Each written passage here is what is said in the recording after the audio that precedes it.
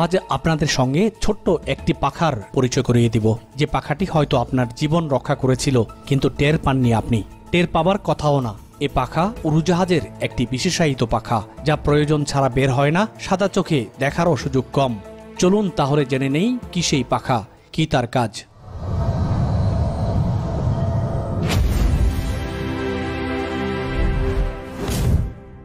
প্রয়োজনের তাগিদে এখন অনেকেই উড়োজাহাজ বা বিমানে ভ্রমণ করে থাকেন।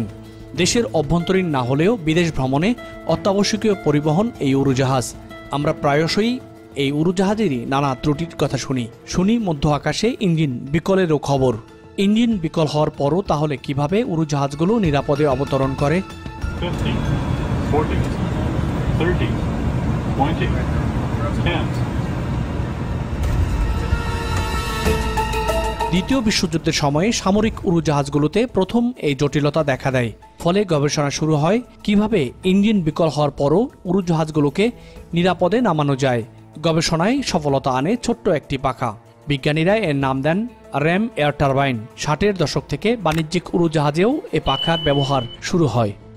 আধুনিক প্রযুক্তির উড়োজাহাজে এই র্যাম এয়ার টারবাইনের ব্যবহার কমে গেছে, কিন্তু তারপরও নিরাপত্তার স্বার্থে ছোট্ট এ পাখাটি সংযুক্ত রয়েছে উড়োজাহাজের তলদেশে।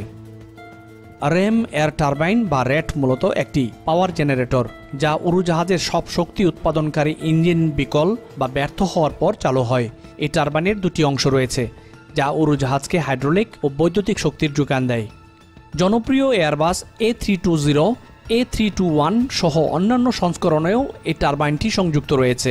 এছাড়া ড্রিমলাইনার বোয়িং 787-এও রয়েছে র্যাটের সংযুক্তি। এমব্রায়ার ইজেট প্রযুক্তির প্রায় সব উড়োজাহাজের সঙ্গে এই টারবাইনটি যুক্ত। বোম্বার্ডিয়ার CRJ সিরিজের উড়োজাহাজগুলোতে আপৎকালীন সময়ে ক্রিটিক্যাল সিস্টেম চালু রাখতে র্যাম এয়ার টারবাইন সংযুক্ত রয়েছে। এছাড়াও সামরিক উড়োজাহাজগুলো, বিশেষত F-16 ফাইটিং ফ্যালকনের সঙ্গেও এই টারবাইন যুক্ত। ছোট্ট একটি পাখা নিশ্চিত দুর্ঘটনার হাত থেকে বহু বছর ধরে বাণিজ্যিক ও সামরিক উড়োজাহাজগুলোকে রক্ষা করেছে। কি হতো এই টারবাইন না থাকলে? এক পলকে জেনে নেব সেই তথ্যও। উড়োজাহাজের মূল পাওয়ার সিস্টেম ব্যর্থ হলে এলেরন, রাডার, এলিভেটর সব বন্ধ হয়ে যায়। ফলে পাইলটের পক্ষে উড়োজাহাজটিকে নিয়ন্ত্রণ করা সম্ভব হয় না। এক্ষেত্রে চালু করা হয় র্যাম এয়ার টারবাইন। টারবাইনটি চালু হওয়ার পর জরুরি লাইট, নেভিগেশন এবং যোগাযোগ সিস্টেমে পাওয়ার সাপ্লাই দেওয়া হয়। মূল পাওয়ার সাপ্লাইয়ের সঙ্গে হাইড্রোলিক সিস্টেমও বন্ধ হয়ে যায়। র্যাট চালু হলে হাইড্রোলিক সিস্টেমও চালু হয়। ফলে ল্যান্ডিং গিয়ার, ব্রেক ও অন্যান্য গুরুত্বপূর্ণ সিস্টেমগুলো কাজ করার ক্ষমতা ফিরে পায়, আর উড়োজাহাজটি নিরাপদে অবতরণ করতে পারে।